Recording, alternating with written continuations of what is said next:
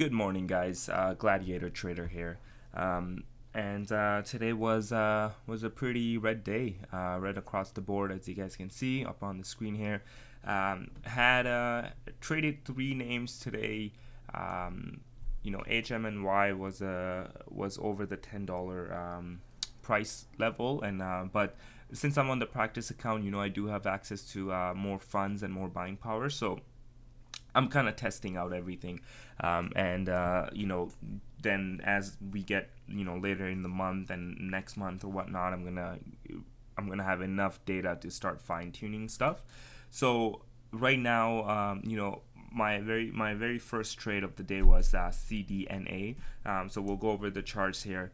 So CDNA basically was the only stock that I traded today that was on my watch list from this pre-market from the morning, and morning was gapping up, and I was basically watching for a setup. So let's go over onto my Questrade platform here, and let's see what it looks like. So CDNA will do the 1 minute because that's what I traded off of. CDNA basically started off with. Sorry, I had to step away real quick here. So CDNA was basically the stock that was gapping up pre-market. Looked pretty good as it was, coming towards the open. Looked pretty strong, so definitely was watching it right out of the gates. We'll kind of focus on this part of here. So the pre-market high was around the pre-market high was right here around 596. So basically, in the beginning yesterday, on one of my trades, I jumped in right off the bat as soon as the market opened, and I believe it was RGSE. That I jumped in right out of the gates on the first candle, and then I said, you know what, I'm not gonna do that again, because every time I do that, it just doesn't go well. And although sometimes it is gonna go well, and maybe once I start fine-tuning my strategy, I can look down to see which trade, how the open has to be for it to go right off the gate, like the first candle. As soon as it starts moving, it makes a major move, or otherwise which ones to stay away from. Now CDNA, I was kind of like, no, although it's close to the whole dollar mark, the $6, I'm not gonna buy the break of it right out of the gate, because it could potentially pull back and not work out the way I kind of want it to, or I won't know where to kind of put my stop. So let's give it some time. Let's see how it reacts, and if it does really well, then you know what, it's going to give me a pullback strategy or pullback entry, where I can manage my risk a little better. So moving into this right out of the gates here, as you guys can see, it broke 6, and it was pretty fast too. So even if I tried jumping in, I probably would have, unless I had my order pre-ready right on the 598 or something like that, I would not have gone in. So it opened up at 580, or sorry, the open was 585. It opened at 585, pulled down to 580, and it popped right back up. Goes all the way up to 640, and it pulls back. So now this is what I'm watching for. I'm liking the pullback because it was pulling back on low volume, compared to what it went up on. Pulling back, so I was like, okay, I like it. It's giving me long shadows on the bottom side, so that means buyers are coming in. It's keeping it up. So the next candle to make a high, I'll jump in. So basically my entry would have been 623 was the high of this candle, and I jumped in, let's pull up my account here, I jumped in at 628. So that was my limit price. My fill was around 627. The reason my price was 627, just to give me some room, because based on this, it moves pretty quick. So as soon as it starts moving, it like pops over. So I was like, I'm gonna jump in for 627, kind of like the around this area right here. So I put my entry at 628. As soon as I started start coming up this 624, 625 level, I pressed my order, got filled at 627, and this candle pops over to 634. So so far looking good. I was like, perfect. If it takes out the 640, which is the high of day, kind of like double topped here, if it takes that out, we open up some room to 650. Break of $5 mark could potentially push it towards 660, 675. So back of my mind target was close to 650. So the break of 650, I was gonna sell, whether it was 652, 650, 651, whatever, right? But as you can see, this candle got pushed up and it started pushing back down. So now I had a 10-cent stop loss on this. I was like, if it's going to work, it's going to work right away. If it's going to break out, it's going to break out right away because it has momentum. If it does not do that, I'm going to bail out. So as soon as this candle got rejected and started coming down, I hit sell and I was out at 618. So again, I since I got in at 628, my 10-cent loss was 618. Got lucky that I got filled at 627 and I got out at 618. So only lost about 9 cents on that. So that was my first trade of the day. Great trade. I went in with a plan. I knew what I wanted to see, and if I didn't see it, I'm going to move out. And that's what I like to do, or that's what I like to see myself do when it comes to trading. Have a plan. Have a stock that I'm watching, know some key numbers of that stock, whether it's the pre-market high, whether it's the previous day resistance, and so on. And if it doesn't work, I move out with a tiny loss. So on this, I went in with big shares today just because I'm thinking, well, I do have a bigger buying power. I need to start seeing the potential of what trading can do for me, in monetary terms, if I start taking bigger size. Because when I take 200, 100 shares, although once I go back to trading live and once I have my strategy down, I'm going to definitely start with smaller share size. The reason of that is going to be because I'll have my strategy, I'll know what works for me, what doesn't. I'll be more disciplined as to sticking to A quality setups for myself. So even if I'm starting with a smaller size, in the long run or in the beginning, it's going to be good for me because I'm going to make sure that strategy works in the live market, how my psychology changes when I'm going from fake account to a real account again. Although I have traded with the real account, I'm kind of trying very hard to bring the same emotions to this. So although I'm losing bigger money, I'm just thinking like, well, I have 24,000, I started with $25,000. That's my money. I can take a little bit bigger size because on the same trades, if I stick to my rules properly, for example, CDNA, if it worked out the way it was supposed to, I would not have been losing. I would not have been only making 10 cents. My gain would have been close to 25 to 30 cents. So that risk reward was 3-1. So I was okay with that. I was okay with losing that, giving up $45-50 loss for a potential gain of potential gain of 100, 200, or 300, right? If it's 3-1 ratio, we're looking at, do the numbers, right? We're looking at bigger gain versus smaller loss. So my math not be right there. I'm not too great in math, by the way. I kind of suck. So anyways, going back to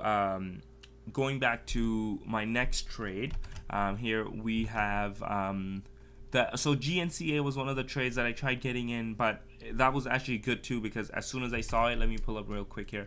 GNCA, as soon as I saw it, I wanted to get in right over basically here.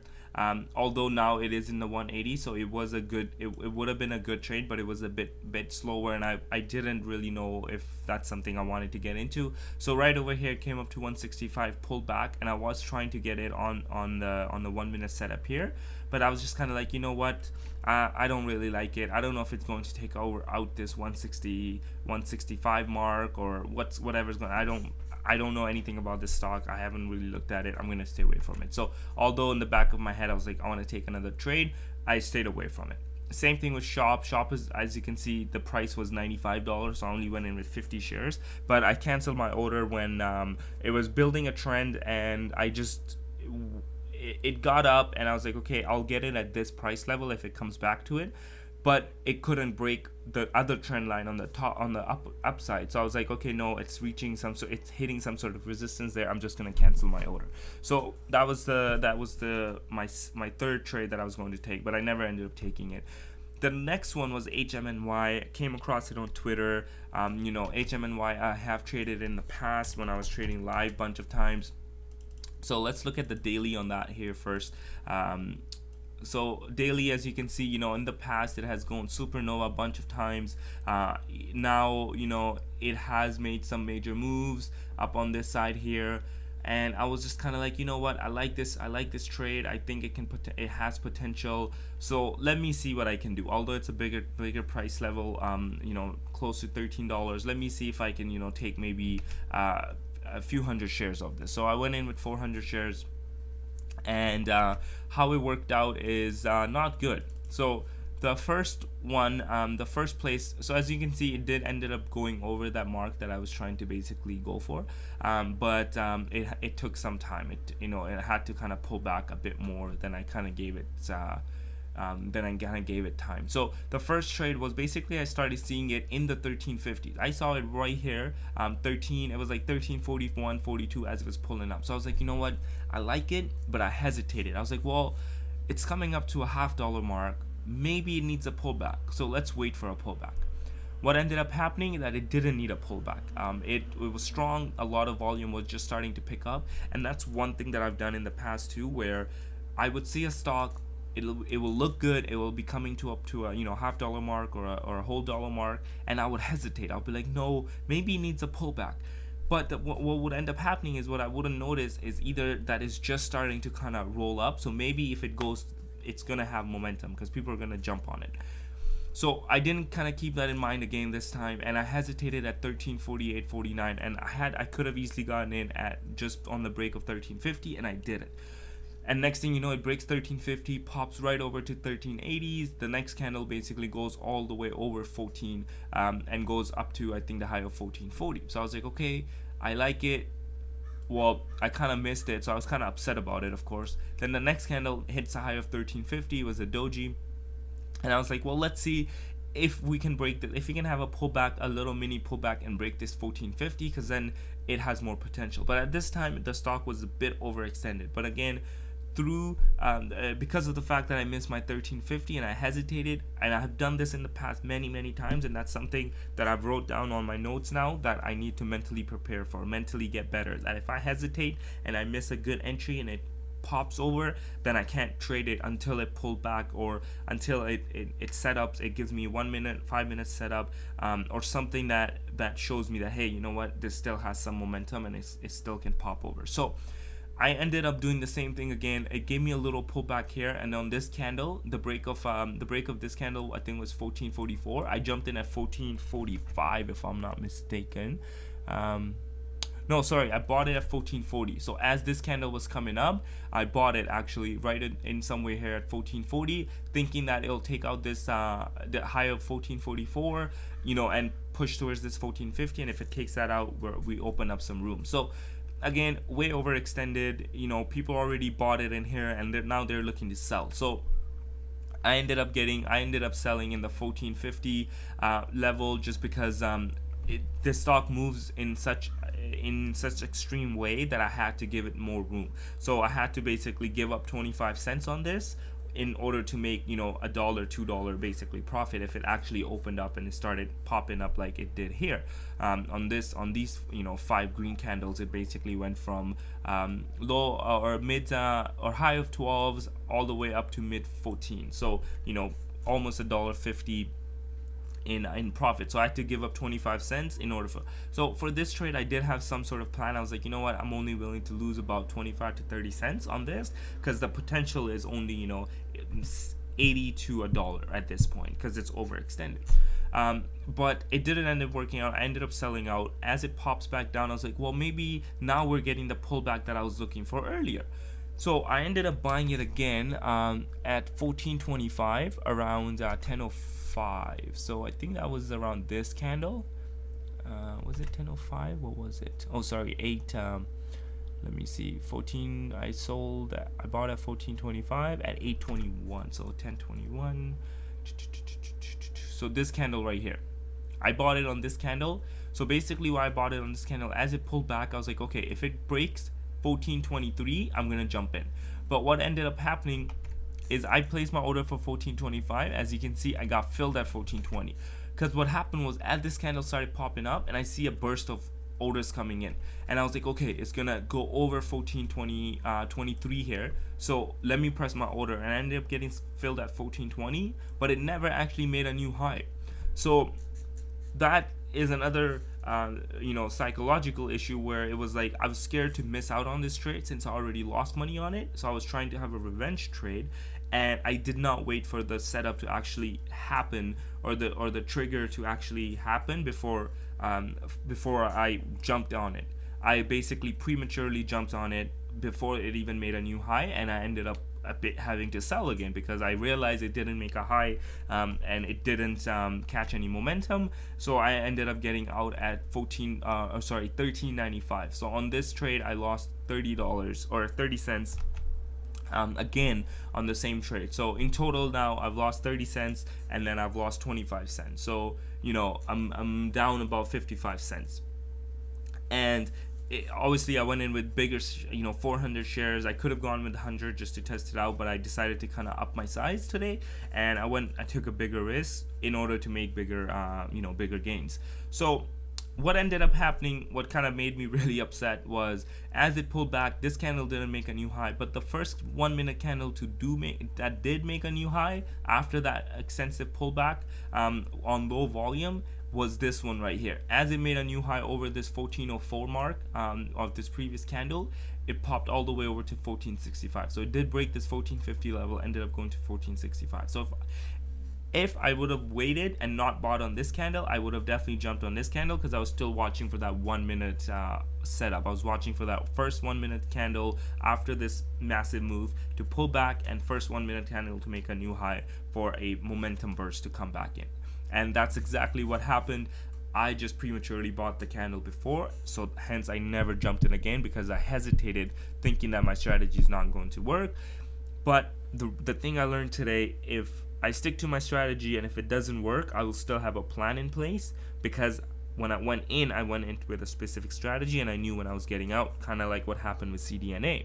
Whereas this, if I don't stick to my specific strategy, when my strategy does work, I'm going to hesitate on it because of my previous experience. And that's something that can only be fixed if I don't make decisions based on, just without the setup to actually happen.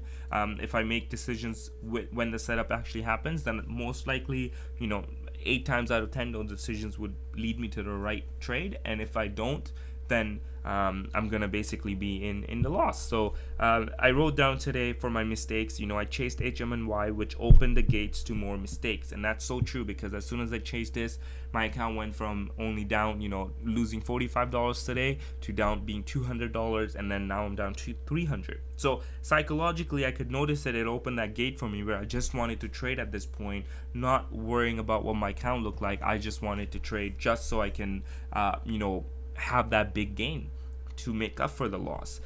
So moving on with mistakes, so I wrote which opened the gates to more mistakes, such as revenge trading and moving from stock to stock. Didn't have solid plans on trades and no exit strategy, which with technical logic. So what I mean by that is I didn't have any of the exit strategy that I had after that. The very first trade on HMNY. On the first trade on HMNY, I kind of gave it that 25 to 30 cent risk. I was like, I'll give it some room if it pulled back a little bit more, but if it doesn't break that 1450 mark on the next candle or this candle, I would bail out. And that's what I ended up doing. So, but on the second part, I had no idea what I was doing. I was just waiting for that 1 minute to make a new high so I can jump in and make my money back, and that was wrong. And then after this, we did a trade on iTech. iTech was something that showed up on the chat room that I was in, Trade Ideas chat room. It's a free chat room, so I kind of joined it because right now I don't have any subscription to anything right now, just because I'm just focusing on my own strategy. And then once I do go live, I'm definitely going to sign up for a chat room, whether it be Day Trade Warrior or Deckmart Trades or Awesome Calls. I think it's awesome, yeah, something like that. So I'm just kind of do my research, see which chat room works the best for me, and I'll jump in that. I like Warrior Trading chat room. I like Deckmart Trades chat room because I've been in there.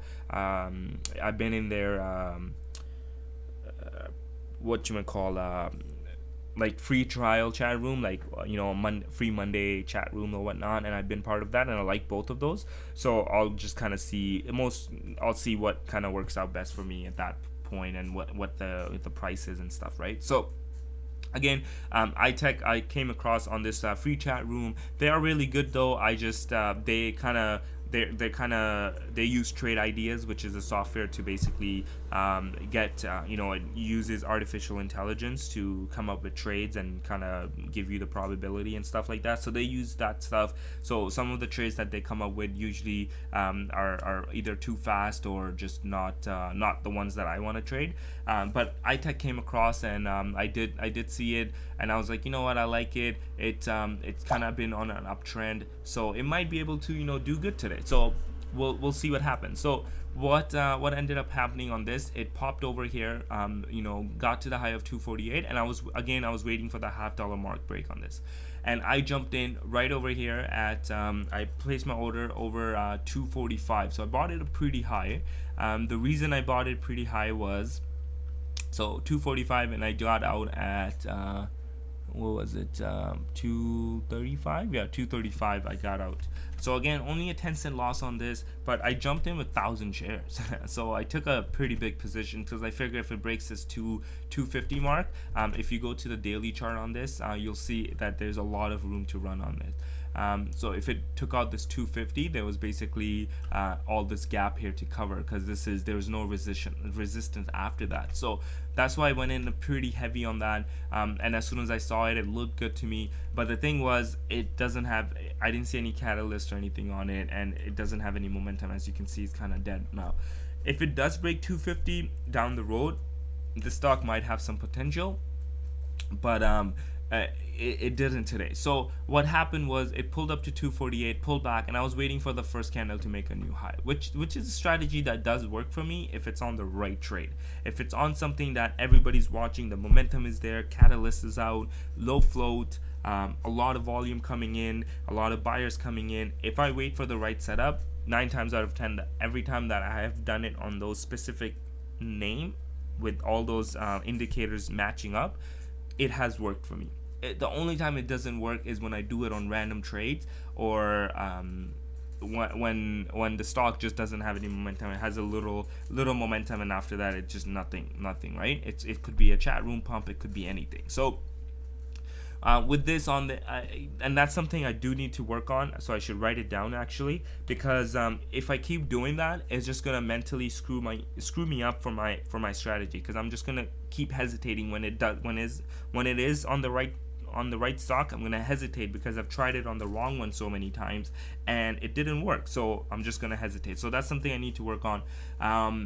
Going forward, I'll keep that in mind. Tomorrow will definitely be a better day for me when it comes to trading, because I'm gonna follow through up on this video, watch it again, and just kind of put that in my brain that, hey, I can do that. I did better than yesterday, because yesterday I made some mistakes that I kind of avoided today. If you go watch my yesterday's paper trading day 2, it's called, the video, if you watch that, you would know the mistakes I made yesterday, and I kind of tuned them out.